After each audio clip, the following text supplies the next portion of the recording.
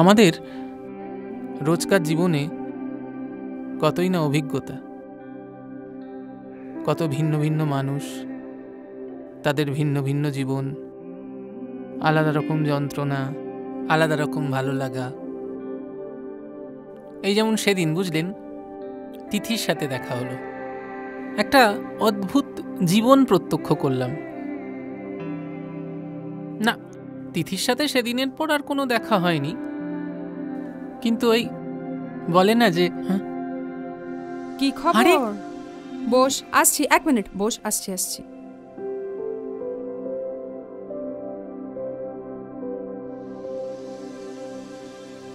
নীলাঞ্জনাদি, আবার একটা নতুন চরিত্র।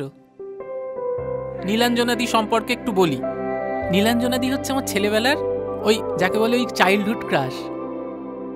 ইনফ্যাক্ট শুধু আমার নয়, ওই সময় আমাদের পাড়ার সব ছেলেরই ক্রাশ ছিল নীলাঞ্জনাদি। আমি ওই 12 মাসে 13 পার্বণে নীলাঞ্জনাদিকে নিয়ে নানা রকম স্বপ্ন দেখতাম।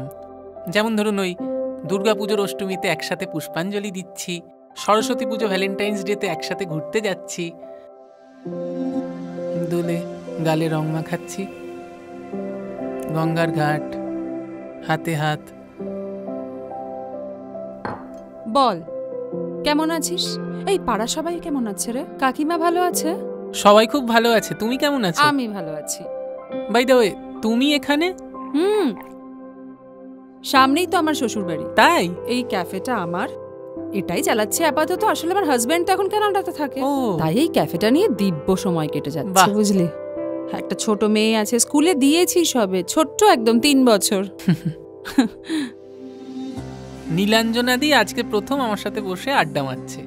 ইনফ্যাক্ট এর আগে কোনোদিন আমার সাথে কথা পর্যন্ত বলেনি। জানেন, ছোটবেলায় নীলাঞ্জনাদির সামনে যখন চলে আসতাম, ভয়তে না হাত পা কাঁপতো, পালাতাম।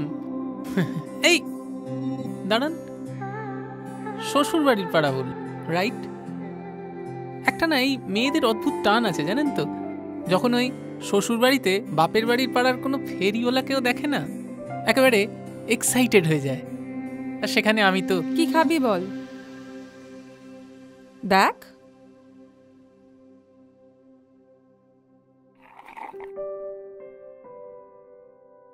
কনফিউজড।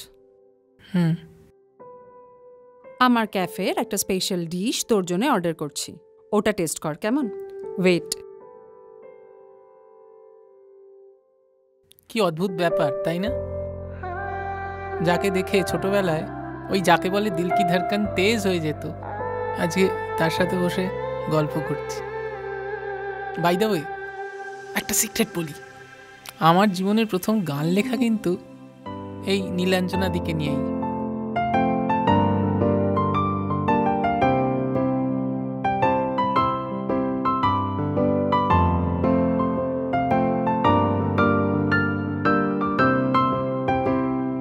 তোকে মনে পড়ে ব্যক্তিগত স্তরে, লুকিয়ে রাখি কাউকে বুঝতে দিই না। ছেলেবেলা তোকে খুব দেব বকে, বারবার আমার কাছে আসিস না। ফেরারি মন, তবু কেন তোকে খুঁজি। তুই যে আমার একান্ত প্রশ্রয়, এটাই বুঝি। ফেরারি মন, তবু কেন তোকে খুঁজি। তুই যে আমার একান্ত প্রশ্রয়, এটাই বুঝি, এটাই বুঝি।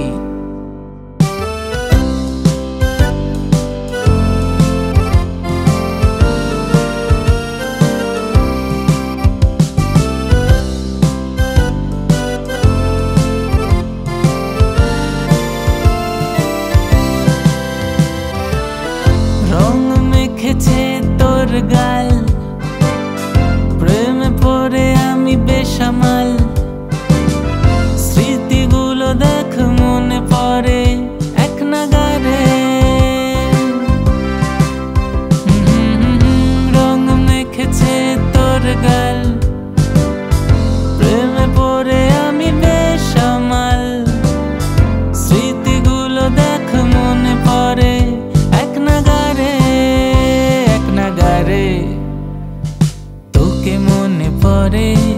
ব্যক্তিগত স্তরে।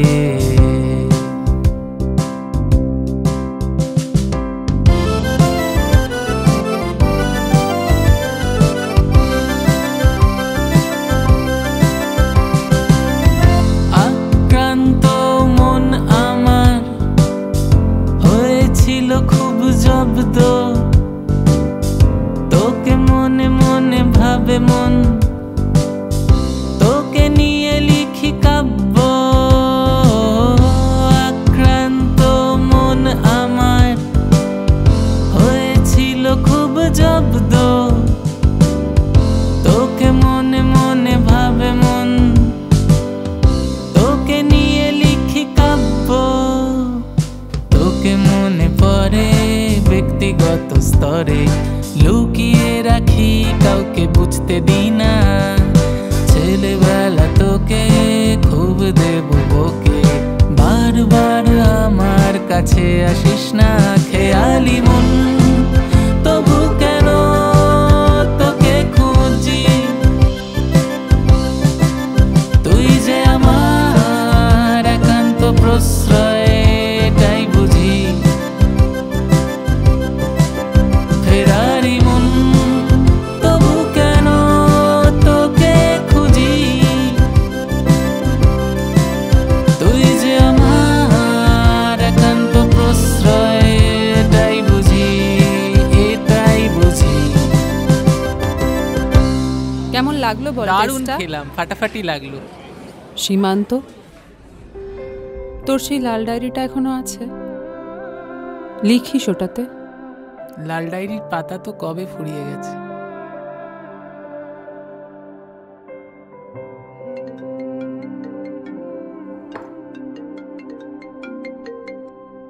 হ্যালো, ঠিক আছে, আমি ঘন্টাখানেকের মধ্যে যাচ্ছি।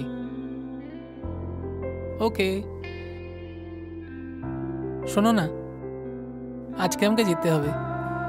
তোমার ক্যাফে তো চিনে গেলাম, আরেকদিন নয় আসবো, খুব আড্ডা হবে জমিয়ে। একদম।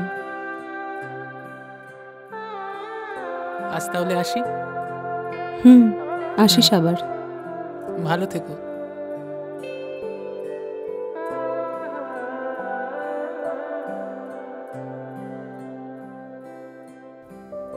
কোনো কিছু শেষ হয়েও যেন হয় না শেষ,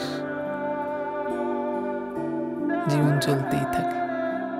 আচ্ছা, নীলাঞ্জনাদির লাল ডায়েরিটার কথা কি করে এখনো মনে আছে?